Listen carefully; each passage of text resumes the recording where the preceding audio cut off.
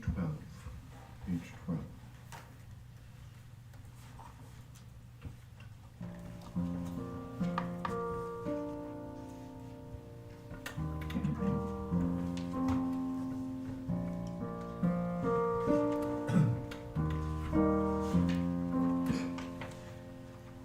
This little round, I call it call and response, as it were,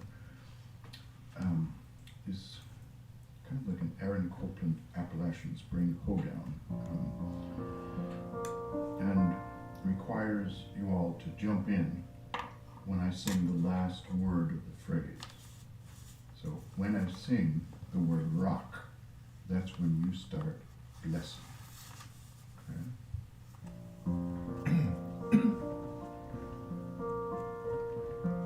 Did you install the little electric charges under the chairs?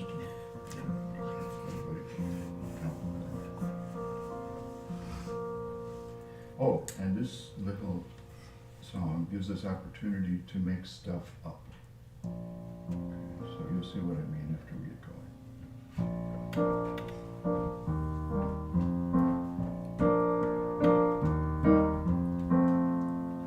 Blessed be the Lord, my rock. Blessed be the Lord, my rock. Blessed be the Lord, my rock. Blessed be the Lord, my rock. Blessed be the Lord, my rock. Blessed be the Lord, my rock. Blessed be the Lord, my rock. Blessed be the Lord, my rock. Blessed be the Lord, my rock. Blessed be the Lord, my rock. Blessed be the Lord, my rock. Blessed be the Lord, my rock. Blessed be the quinoa dinner. Be the quinoa dinner. Blessed be the quinoa dinner. Blessed be the quinoa dinner. Blessed be the quinoa dinner. Blessed be the quinoa dinner. Get it? The floor is yours. Blessed be Tim taking vows tonight. Blessed be Tim taking vows tonight. Be Tim taking vows tonight. Blessed be Tim taking vows tonight.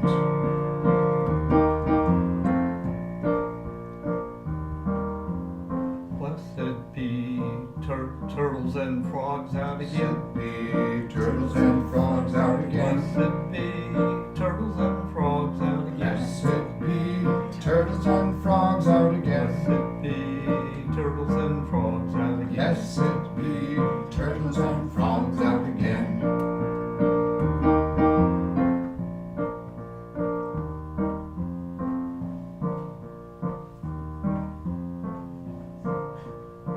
Blessed be community.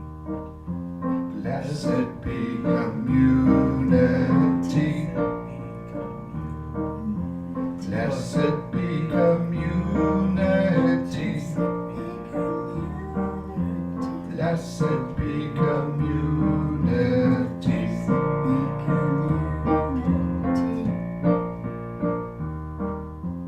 Blessed singing this song once again. Blessed be singing this song once again. Blessed be singing this song once again. Blessed be singing this song once again.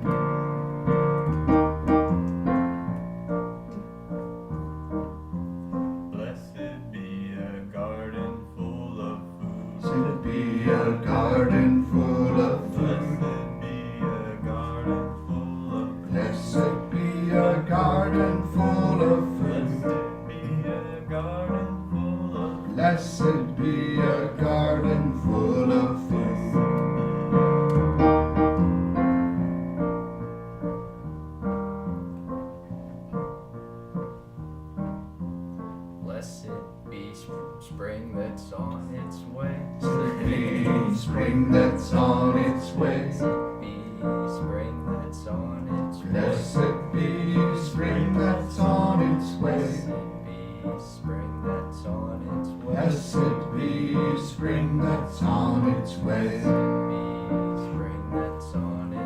Blessed be spring that's on its way.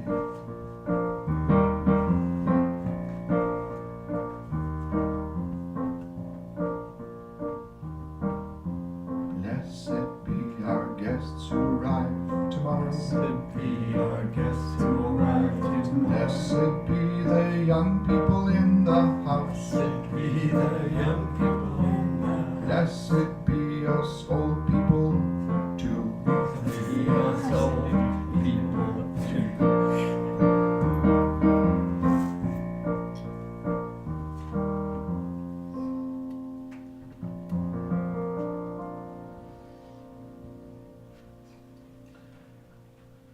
Page 13.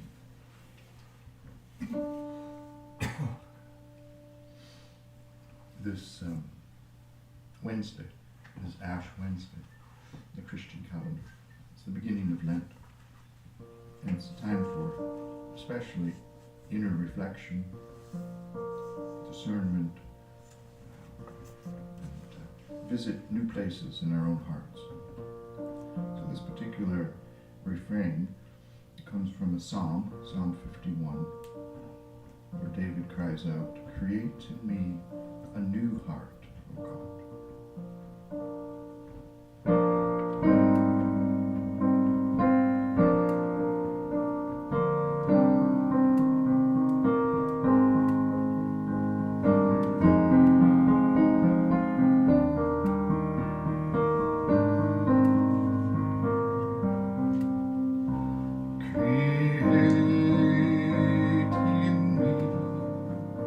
A new heart, oh God.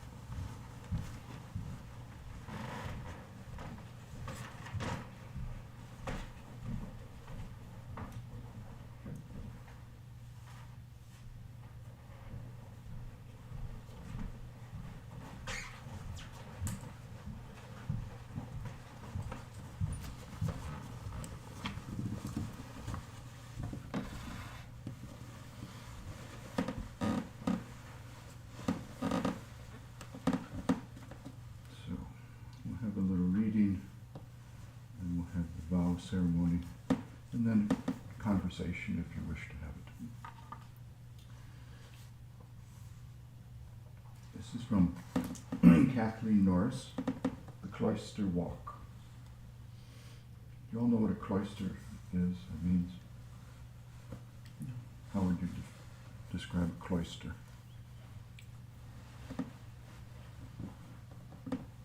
Is this a cloister? No.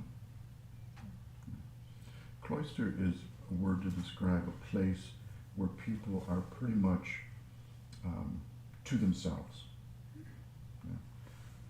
Enclosed, separated from general society. Although we're in the country, 5 miles away from Louisa, people come and go all the time here. So we're not cloistered. But traditionally, certain kinds of monks or nuns, men and women, were cloistered. And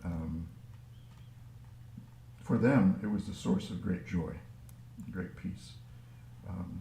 And for everyone else, it was a source of great curiosity. What are they doing about it? So cloister is that sense of closedness. But so that they can be open in other ways to God and to each other.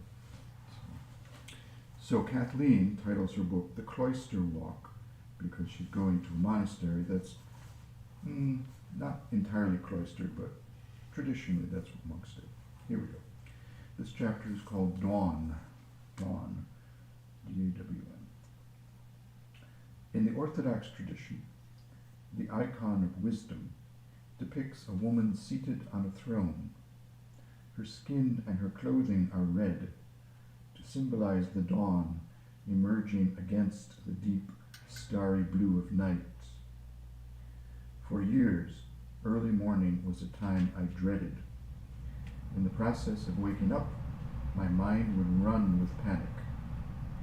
All the worries of the previous day would still be with me, spinning round with old regrets as well as fears for the future. I don't know how or when the change came, but now when I emerge from night, it is with more hope than fear. I try to get outside as early as possible so that I can look for signs of first light, the faint, muddy red of dawn.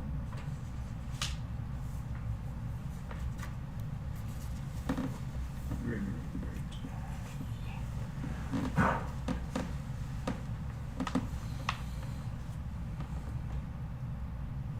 September 3, Gregory the Great. Every commandment is about love, and all of them add up to one commandment. From a homily of Gregory the Great. It feels right to come back to the monastic liturgy on this day. So settle in with Gregory after the rush of moving to St. John's, the jumble of unpacking, the jumble of Gregory's life on my mind as I walk up the hill. Wealthy young Roman sells his estates, founds several monasteries, and gives to the poor. Dedicated monk, turns reluctant diplomat, and, in a time of plague, is elected Bishop of Rome. Vigorously defends Jews right to their synagogues, writes all we know of the life of Benedict. Fire, famine, earthquake, Rome sacked 4 times in 20 years.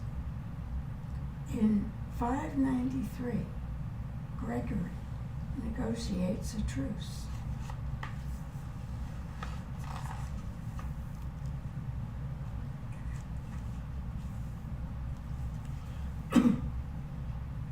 recall that on this day 2 years ago, I was in a hermitage, my marriage strained nearly to the breaking point. I felt as hard and dry as the bristly grasses of early fall, as exhausted as the drought-stricken trees around me. Then Gregory reminded me of the greatness of souls, how their true strength can emerge in the worst of times, when the known world is collapsing. My mind divided, he said of himself, torn to pieces by so many problems. At Vespers that night, we had heard from Jeremiah, I have loved you with an age-old love. Again I will build you, and you shall be built. Words that renewed in me the stirrings of memory and desire. As I walked back to the hermitage in the dusk, I was suddenly glad and not despairing that in just a few days I'd be back with my husband to take up life in the ruins.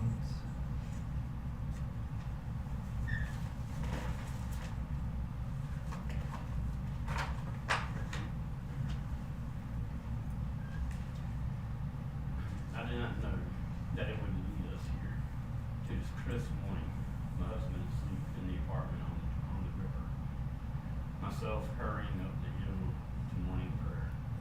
That I would go to my study after prayers and begin to write home again for the first time in 3 years. Few books have so strongly influenced Western history as the Rule of Saint Benedict, written in the 6th century, a time as violent and troubled as Rome, by a man determined to find a life of peace and stability for himself and others. It is a brief, practical, and thoughtful work on how human beings can best live in community. His style is so consistent that it sometimes taught in law school as an example of how legislate simply and well. But the true power of the book, as with gospel, it is based on, lies is in its power to change lives.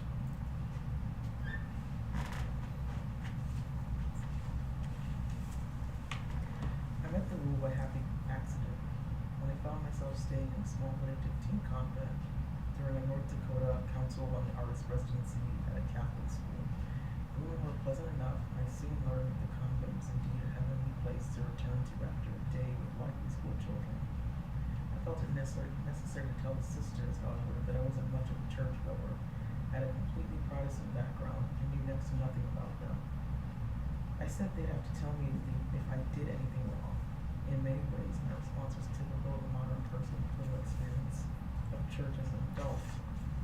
I had the nagging fear that people as religious as these women would find me wanting to be judgmental. The sisters listened politely, and then one of them said, with a wit I'm just learning to fathom, would you like to read our rule? Then you know if you've done something wrong. Sure, I said, on the sucker for a good book. She found me a copy, along with a book on Benedictine spirituality that the women were studying. As I went upstairs to begin reading, several of the sisters settled down to watch television, and I appreciated the irony. I began to think that my stay with them would work out fine.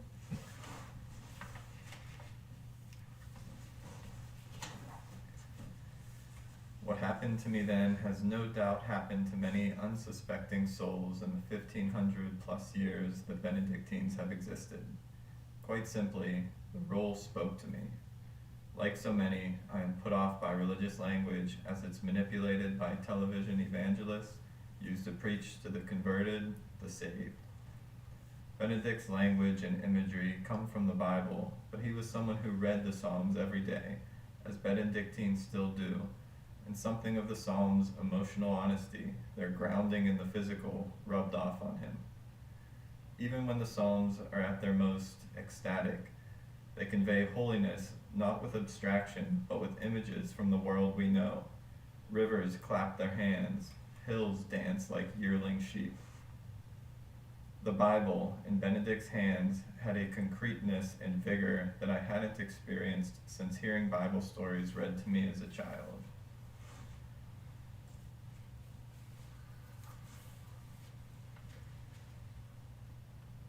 Benedict's prologue has an appalling, familiar tone, and indeed, Benedictine communities function as families.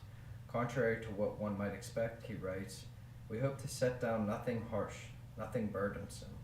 This, I later learned, is a far cry from earlier monastic rules, some of which are harshly, even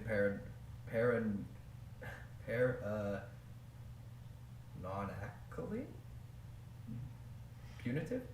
Benedict is refreshing, realistic in his understanding and acceptance of people as they are. The souls are all concerned, he reminds us, may prompt us to a little strictness in order to amend faults and safeguard love. Thank you.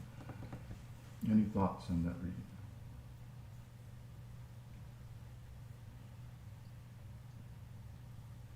I enjoyed the bit where she's telling the nuns, please let me know if I do anything wrong. And the nuns are like, well, here, you can read the roll and then tell yourself if you've done something wrong. Yeah, healthy Benedictine spirituality, healthy monastic spirituality, is lighthearted, but with a steel spine. Okay. There's the rule, and it's to be kept, but to be kept without being harsh, being gentle, and understanding of human nature, and it's really important. I'm interested to learn more, especially the fact that she came from a Protestant background. Mhm. You know, she transitioned to, I guess, Catholicism. Mhm. Mhm. Yeah. Her first book, called Dakota, might be something you would enjoy reading, and to learn of her life would be good too. She's an amazing person. Any other thoughts? There was something in the second paragraph, but I can't remember what it was, but it got my attention, and I was gonna go look after it. It was right after Gregory the Great.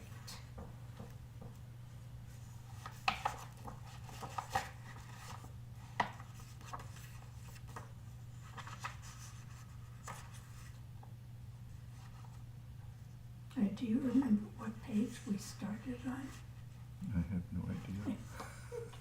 Well, I don't need It to say. starts with dawn, if that helps. Oh, yeah. The red muddy dawn. It's the last word I read. There's Gregory. Yeah, okay. Thank you.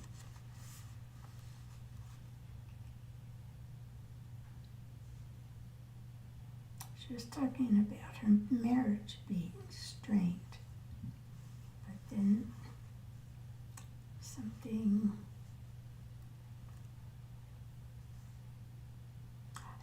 Yeah. As Vespers that night, we had heard from Jeremiah. I wanted to look this up.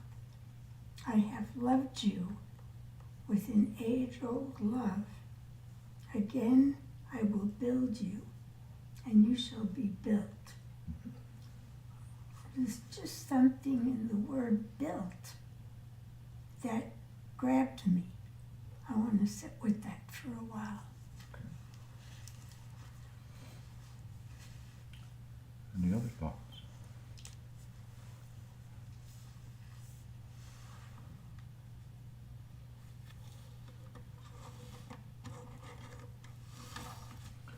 So, as we listen to Kathleen Norris, she's inviting us in to her heart, to her life. She's written this book in a way that we can do that if we wish, and to reverently listen to her as she unfolds, reveals her own heart. This is a big part of monastic life. In fact, it's, no pun intended, the heart of it. From the outside, it just looks like you go through the rituals.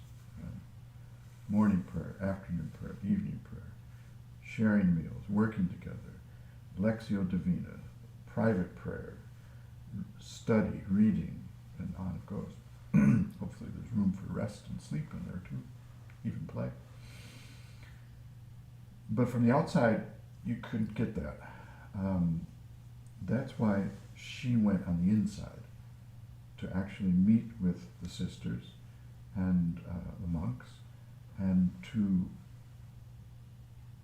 better understand what was happening on the inside. That's a wondrous thing. So something to keep in mind as we go through the book. This is an act of courage for her to reveal what's happening in her own heart. You know, she begins by sharing that her marriage was strained, and she'll talk more about that later. So I just think it's a great honor, great privilege when a person does that. And that's what's happening tonight. Tim is going to take his vows. And it may seem like a black and white thing, but it's really a red thing. It's a heart thing. And we'll let Tim say more about that later, but it's an important, I would say even vital, part of any community, monastic or otherwise, when you step up and in a public way make a promise, a public commitment to be and do this or that. And it has all kinds of wondrous ripples, and we'll talk about that if you want to. So, are you ready? I am ready. Okay. Shall we stand? We should. Just you and I stand. We can let them sit. Yeah.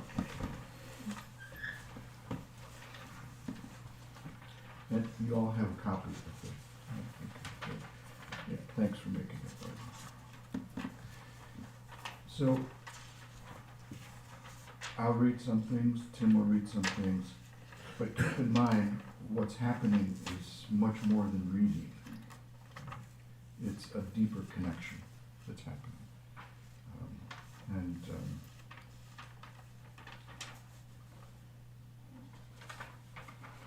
I'm going to wait.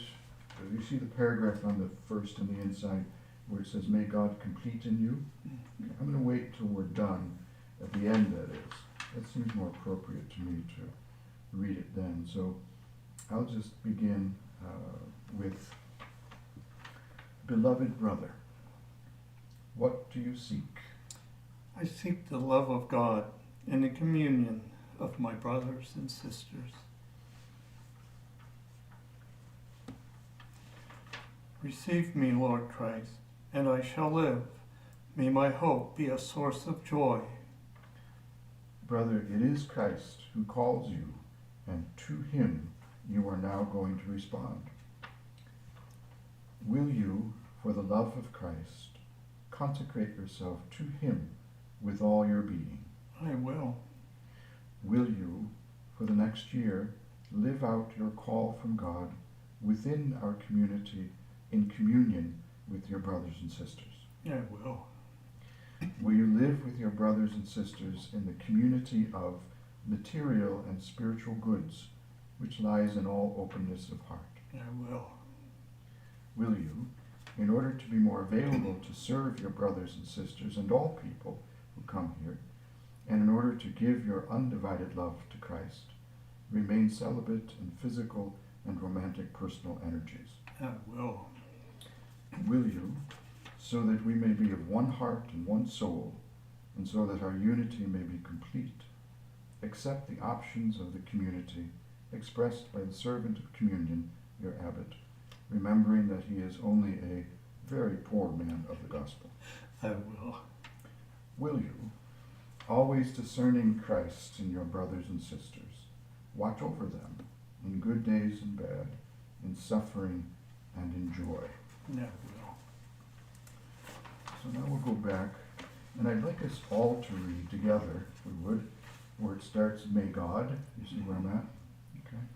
So together, could we read this? May God complete in you what God has begun.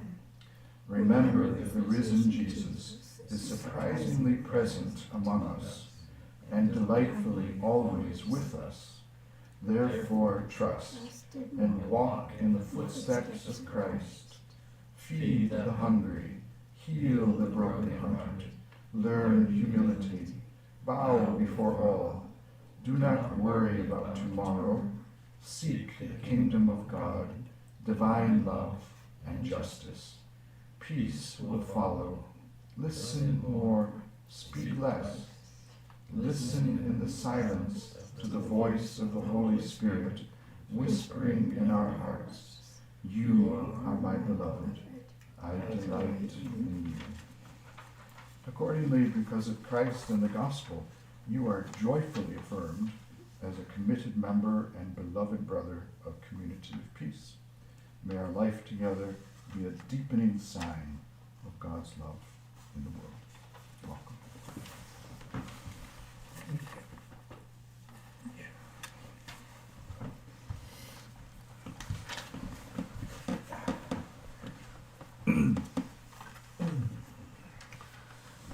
So, any thoughts and responses from you all? Any questions?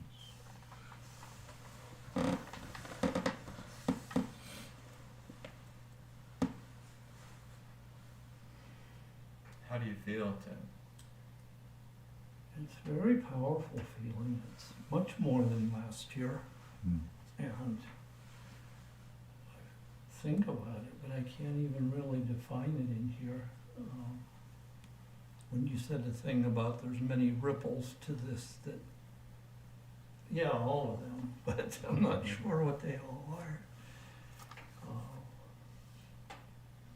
Yeah, Do you have to take vows every year? that's how we started doing it, so for now, so.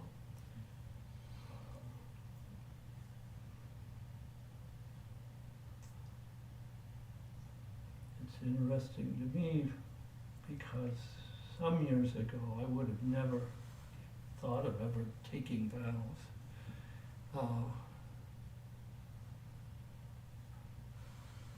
There's a large amount of gratitude I see in it. It's somehow also an acknowledgement of gratitude that I believe the Holy Spirit brought me to this place. And it turns out to be the place where I can continue my search for connection with God. It's just a really good place to be. And then there's the sense of the purpose and vision here that I fully, more than support. It's in accord with my being, what I want to see more of for the world and in the world. So that's cool. And it's just somehow joining into all that is what the vow was more about this year in some kind of deeper way.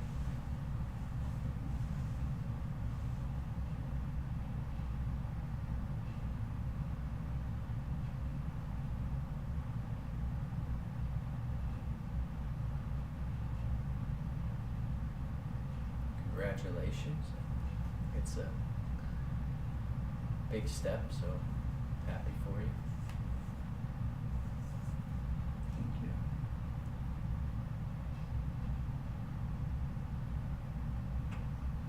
Any other thoughts?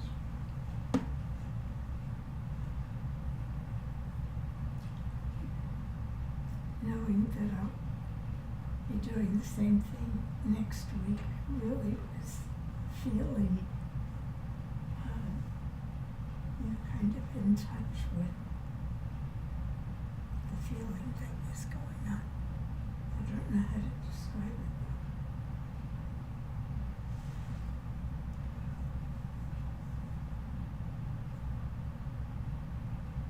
It felt very powerful. hear the sentences and to hear you say out loud.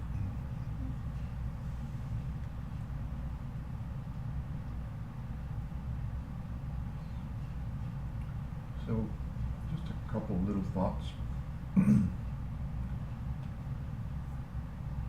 For many, many years, I would visit the community of Taizé, France, every year.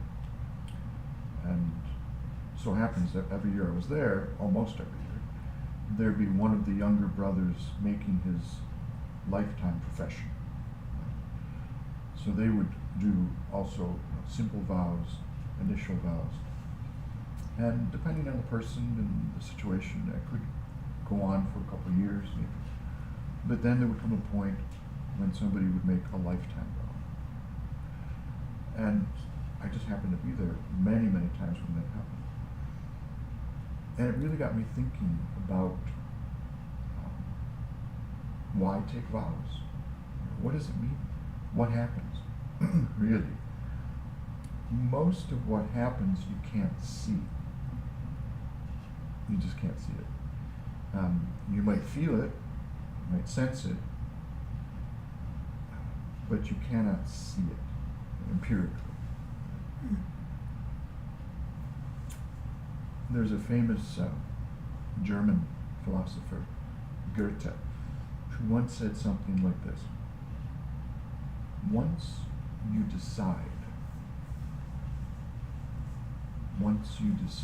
and act on that decision, the whole universe responds. Now, you can't see that. Okay. But I think he's right. I think somehow, in some way, can't explain it, but when you commit your life to something that you believe is good, then, and you act on that, somehow the whole universe does a dance and says yes and responds to you. And you have this deeper connection to God, to the universe, to people, particularly to the community, but somehow in yourself there's, even more importantly, a deeper connection that can be sensed and that you can rely on. And that's the other practical thing about making promises, you know. When you're in a community, we need each other. We need each other. So that we can rely on each other. You know, is Joel going to be there next week? I don't know. He hasn't said. But when you make a commitment, you know, in this case for a full year, we can rely on Tim. Tim's going to be here to help and be Tim here in the midst of this community.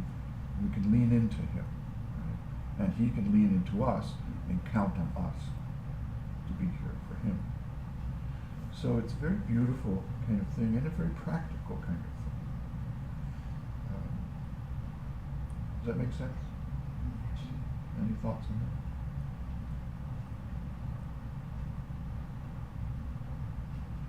I always think of a marriage when I think of vows. And for me, that meant hanging in there and working really hard at it when things were difficult. If that vow isn't there, there's no foundation. There's nothing to hold. Yep. So whether it's a marriage or a community, you can pretty well plan there's going to be rough times. Mm-hmm. And so the promise, the vow, keeps us keeping on right through those times. And supporting each other. Another ripple it brought up while you were saying those last things is it's also a vow to God directly that God has given me this, led me here, I've prayed to follow him and progress. So it's part of the vow is vowing to accept what I've been given and to continue into it, to, I don't know how to explain it better, but when you said it goes deeper. Yeah, and you said it yourself, Tim. I mean, you took vows last year for the first time here. Mm-hmm. And then, correct me if I'm wrong, you said this year it feels even deeper. Yeah. Yeah. That makes sense. That makes sense. Because you've traveled with us Mm-hmm. this far, and now you're saying, I want to travel with you Yeah. further, deeper. Yeah. Yeah. That's a very powerful thing. So, As a non-vowed person in the community, I think there's definitely a feeling of appreciation. It takes people like you with your commitment to make this community, this opportunity available for others. So, I mean, thank you to you and everybody else here that's made that commitment. It's very impactful.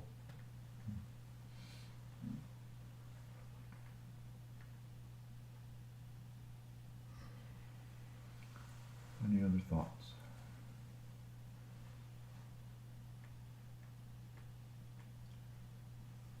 So the last thought I would have is that,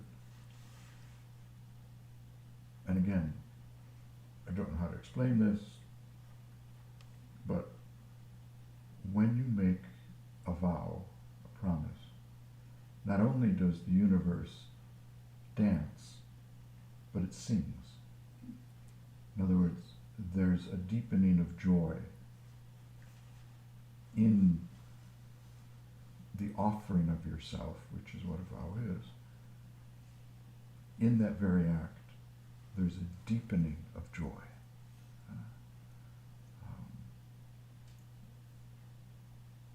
And that's a wondrous thing. So this is Sunday night, and if we could do what we do on Sunday, it's Sunday night, isn't it? I think so. We could dim the lights and light the candles and close with a song.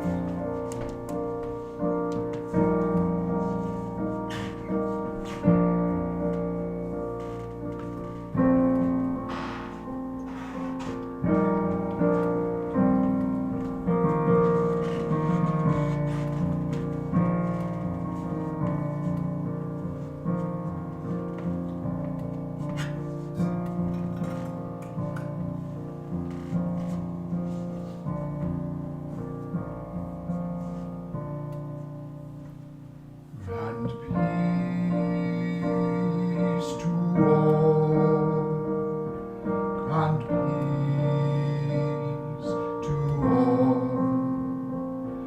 and peace to all on earth, and peace to all, and peace to all, and peace to all on earth. Shalom, shalom, shalom, shalom, shalom.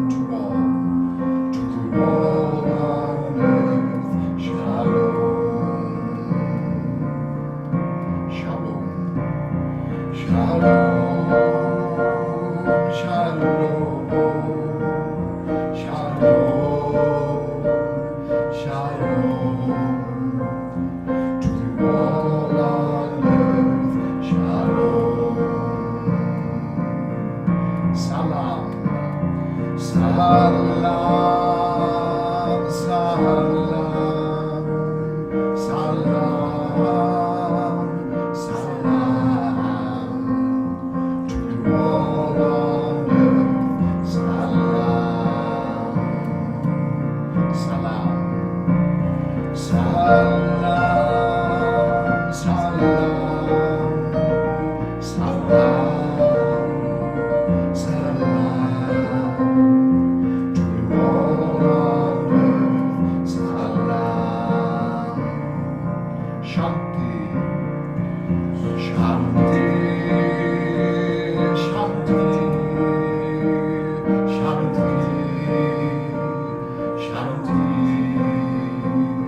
to all on earth. Shanti, Shanti, Shanti, Shanti, Shanti, Shanti to all on earth. Shanti, La Paz, La Paz, La Paz, La Paz, La Paz to all on earth. La Paz,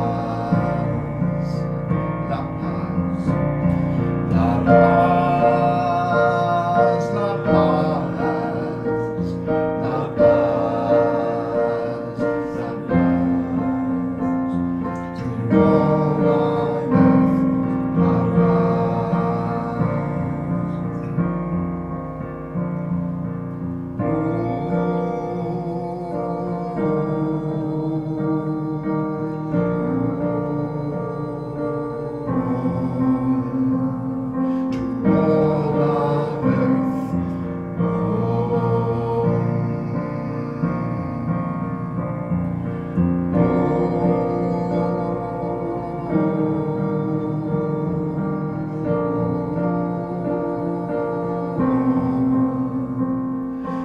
all on earth. To all on earth.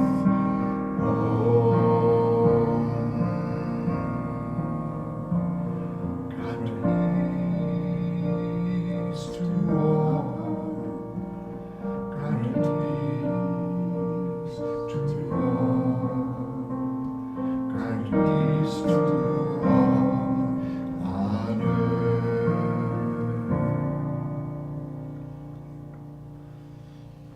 The close of this day, we give you thanks for your great love for all this world and all that dwell within it. And in particular, we give you thanks for Brother Tim,